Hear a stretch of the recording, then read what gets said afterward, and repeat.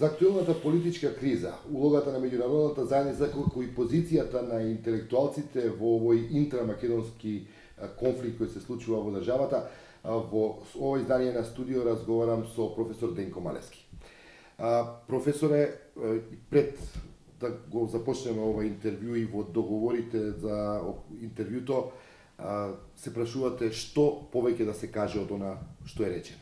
Но сепак, ќе ве прашам, што сега би можело да се направи во една ваква ситуација која доаѓа, кризата ескалира во една насока која навистина го загрозува и понатамошните перспективи на Македонија, зашто имаме јасни пораки од сите меѓународни фактори? Па ние не разбираме се уште дека самиот демократски политички процес е загрозен. И од тука сега, ако тоа не го разбираме, го тераме целиот процес натаму кон продлабочување на кризата. А именно, парламентарната криза на ниво на република, ќе ја продолжиме и на ниво на општини и така цела Македонија практично ќе потоне во еден систем во кој што институциите нема да имаат легитимитет. Кризата ескалира. Може ли, има ли назад враќање кон некоја точка од која би можеле евентуално поучени од оваа ескалација за многу кусо време да се вратиме на некоја нулта точка од која би можеле да работите во друга насока, да се обидеме да ги насочиме за да евентуално... Така, се до 24-ти ми се чини дека има. И оттаму е неразбирливо ова што го чув некни од председателот дека тој последниот обид го направил. Последниот обид е до 24-ти. Нам не ни требаат локални избори во ваква ситуација, оти тие ќе доведат до продлабочување на кризата, туку нам ни треба да се вратиме на самиот почеток на кризата, доколку е тоа можно. Се разбира, секоја криза има своји секвенци и некогаш е невозможно нешто да се направи ако се пропушти чекор.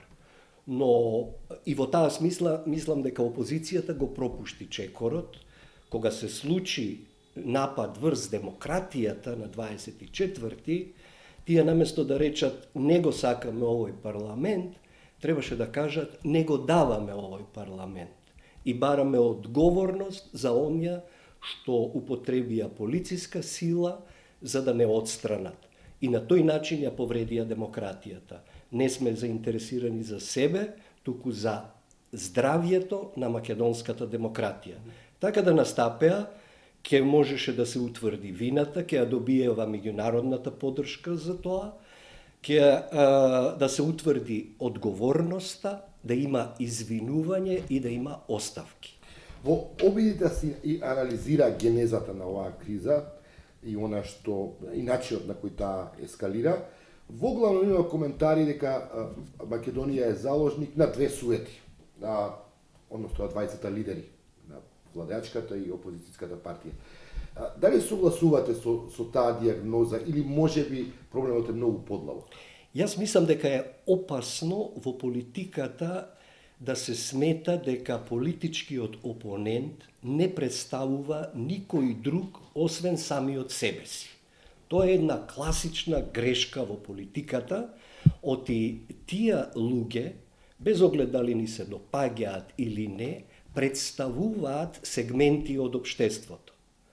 Оттаму со опонентите се разговара, се преговара, се бара излез од некаква ситуација, се бара она што се вика компромис. Во таа смисла, ова е опасна една игра која е насочена исклучиво кон индивидуите кои ги водат двете партии. Како толкувате тоа што веќе 20 години имаме пораки од секаде, добронамерни, дека демократијата подразбира политички диалог како единствено решение за проблемите. После 20 години во Македонија не сме во можност и покрај траумата од 2001 и лекциите кои предпоставувам би требало да бидат научени, да се обезбеди политички диалог, а при тоа тој да не е на известен начин присилен од некој меѓународен фактор.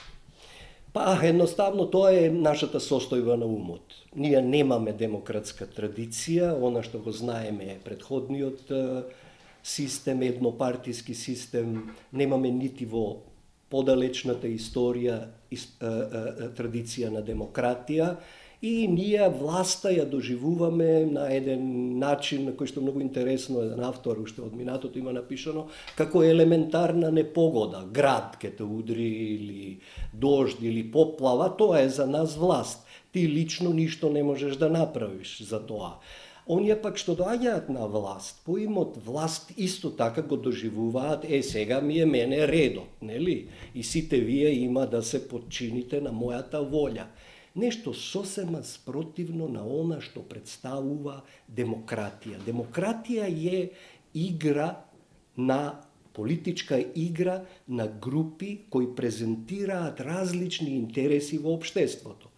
Често многу конфликтни.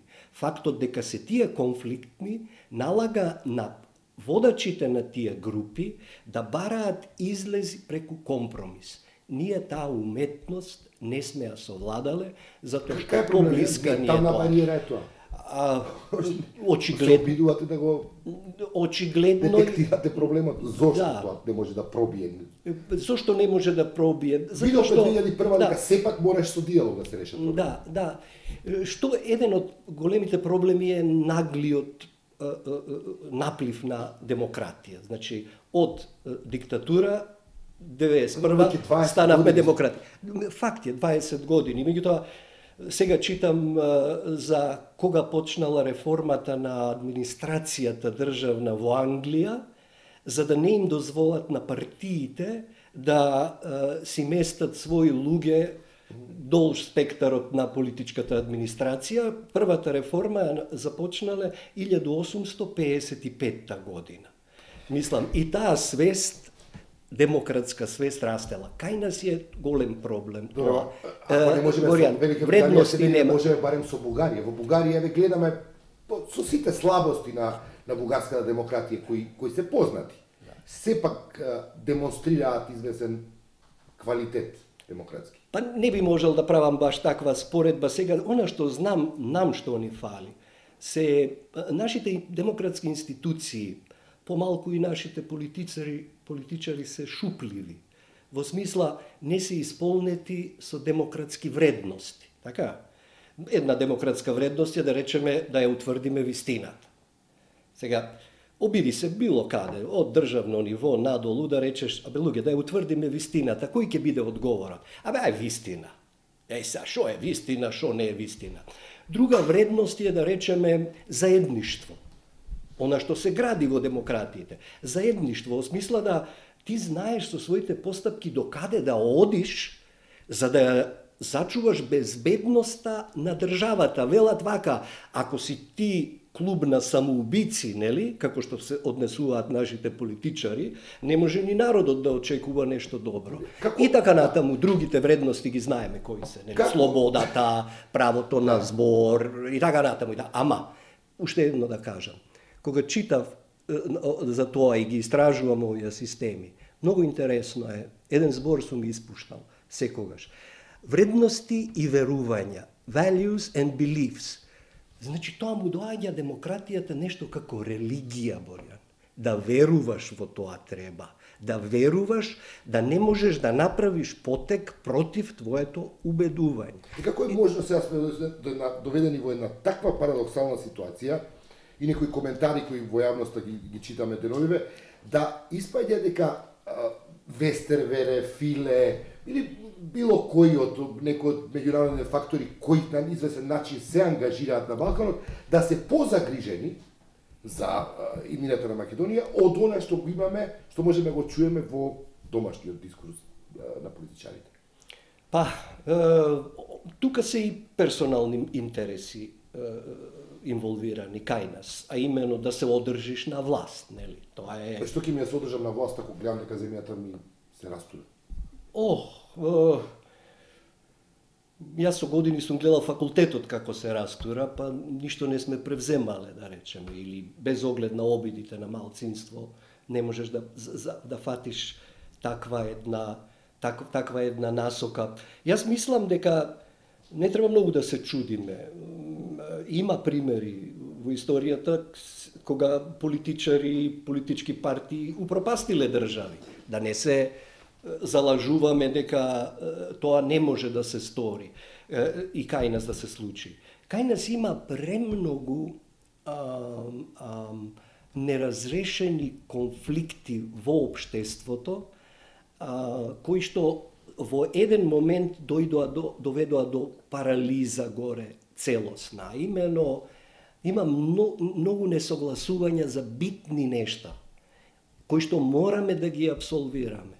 Еден мал инцидент со именување на министер за одбрана од страна на албанците, одеднаш се крена тензија. Зошто? Затоа што никогаш искрено не прозборевме за конфликтот од 2001. Одговорот на интелектуалците е дека не знаат што се случило. Тоа е наредно прашање. Да. Која е улогата на интелектуалците? Особено предпоставувам дека во едно зрело општество интелектуалците се тие, доколку политичарите зајдат во своите интереси ситно партиски и лични, дека интелектуалците се тие кои треба да настапат на сцената и речат чекајте овде треба негде да се застане. Која е улогата на интелектуалците? Можеме ли воопшто да говориме за некоја нивна улога? Прво не треба да ги идеализираме интелектуалците, ги има добри луѓе и магариња таму има, како и кај новинарите, како и политичарите.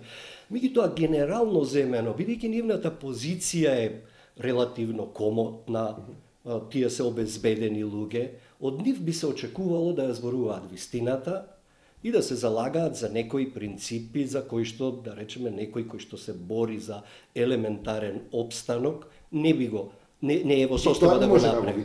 Тоа не можеме да го видиме, затоа што има еден егоизам на интелектуалната елита, така да кажам. Има доста и незнаење, се разбира, но има и еден егоизам, еден ориентален менталитет, еден одвратен збор, сеир. На крај, професор, да прашам, како ви изгледа сега влијанието и улогата на меѓународната заедница? Впечаток е дека се обидуваат со задни сили да остават некакви пораки, да извршат некое влијание, но попрво би се рекло дека се на прагот да сосема се повлечат и правете што сакате. Може ли тоа да се случи? Значи, тука станува збор за држави кои што имаат собствени интереси, кои што се менуваат со тек на време. Како што се правилата лигата во меѓународната политика? Како што се правилата на политиката и тие според тоа се однесуваат. Нивната одлука да кажат Македонија е суверена 20 години и дека таа треба сама да си ги носи своите одлуки и да одговараат нејзините политичари за она што го прават, во основа е исправна. Кога нашите недемократски постапки на нашите политичари, тие ги заклонуваат од јавноста меѓународна, како што е исфрлањето на пратениците од парламентот, тие во основа сакаат да не заштитат од нас самите, за да нема имидж за државата лош, бидејќи и онака нема некоја специфична тежина Македонија во меѓународните односи, уште една таква темна слика надвор би не разбило комплетно. Значи, не треба да сме строги кон нив, тие имаат собствени интереси, тие имаат собствени грижи, многу сериозни и ние мораме да разбереме дека самите треба да најдеме излез од ситуацијата. Премиерот не се сретна со шеф на германска дипломатија, иако шеф на германска дипломатија прв пат видовме во последните 15 години да посети Македонија, што помалку имаше многу контроверзија околу тоа зошто премиерот не се сретнал. Дали тоа може да се толкува како порака не ни требате? Не, напротив, ние секогаш ги викаме странците како политичари, нашиве луѓе викаат ни требате, ама за нашата кауза. Пред да си оди еден дипломат ми рече за една партија, вика тие не викаат да застанеме на нивната страна. Ако ние им кажеме ние не сакаме да застанеме на вашата страна, тогаш тие се лутат. Нешто слично се случува и сега. Можно е да не се остварила таа средба, затоа што нашиот премиер веројатно знаел што ќе му каже западниот соговорник. А западниот соговорник, кој ќе дојде кај вас, без оглед што во јавност ќе зборува, на оној што е одговорен, ќе му рече ти си одговорен за ситуацијата во земјата. И тоа луѓето не сакаат да го слушат, затоа што ние викаме стално, тие другите се одговорни, не сме ние одговорни. Мислам дека, да се вратам на самиот почеток, треба да се запрат секакви активности за нови избори, сето тоа да се одложи по можност за лето, да се вратиме назад на почетокот на кризата во парламентот, да секој ја добие својата заслужена казна за она недемократско поведение и дури потоа, од кога политичкиот процес ќе се рехабилитира, ќе се обнови, да одиме натаму. Воспротивно ќе тонеме длабоко во една криза која сега од републичко, од ниво на државата ќе се прелие во општините, тоа ќе предизвика внатрешни немир секако и неизвестни последици од едно во основа неодговорно поведение на македонските политичари.